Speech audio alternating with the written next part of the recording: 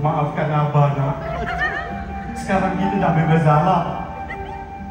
Mati pula lah yang pertama.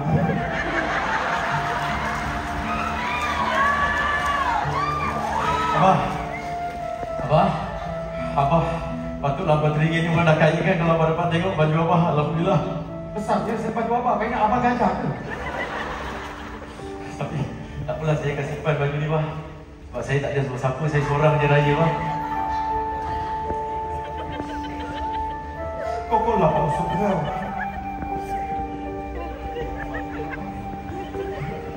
Kesian anak aku. Sen, ha? Tak sempat pakai.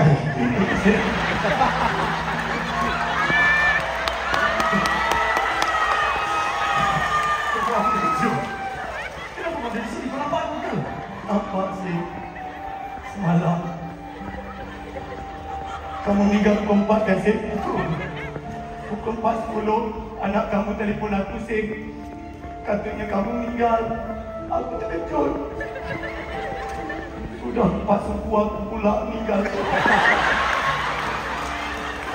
Inilah dikatakan sahabat sejati. Tapi kalau ia pun betul kena baju tu dulu.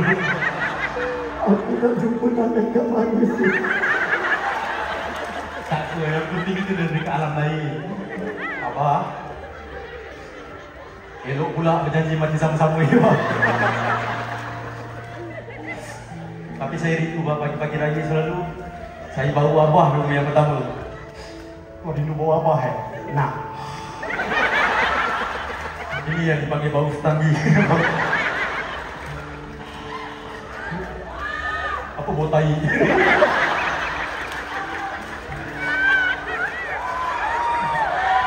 Tapi saya tahu Abah pernah pesan, saya tak perlu sedih. Sebab doa anak soleh ni akan sampai pada mak dan bapak dia, kan, Abah? Saya balik dulu, Abah. Anakku,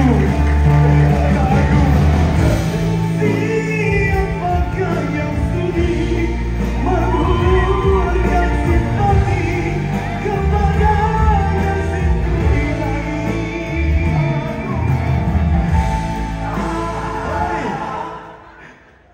Sen, kamu dah tahu upahku tinggi, Sen. Sekarang meninggal kali kedua kamu.